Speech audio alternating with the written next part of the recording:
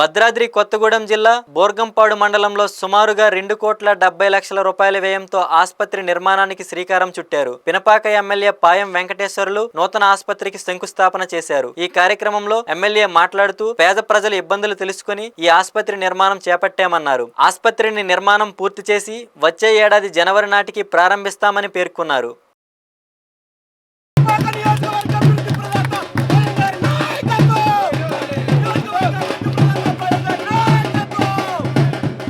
బోర్గంపాడు గ్రామంలో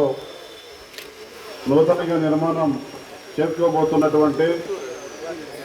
CHC community health centre ఏదైతే ఉందో ఇక్కడ దీనికి సంబంధించిన నిర్మాణానికి సుమారు 2 కోట్ల రూపాయలు మంజూరు చేయించుకొని ఈ రోజున మనం భూమి పూజ కార్యక్రమాన్ని నిర్వహించుకున్న సందర్భంలో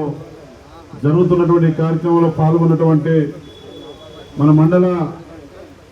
ఎంఆర్ఓ గారు శిరీష గారు, మన ఎంపీడీఓ గారు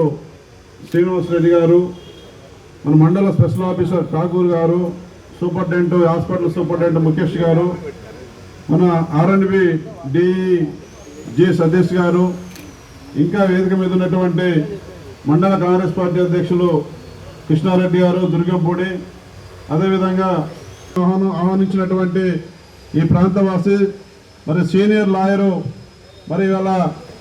మరి సతీష్ గారికి, ప్రసాద్ గారికి, ఇంకా ప్రింట్ అండ్ ఎలక్ట్రానిక్ మీడియా వారికి, అధికారులు అనధికారులు అందరికీ ముందుగా నా తరపున నమస్కారాలు, ధన్యవాదాలు తెలియజేసుకుంటూ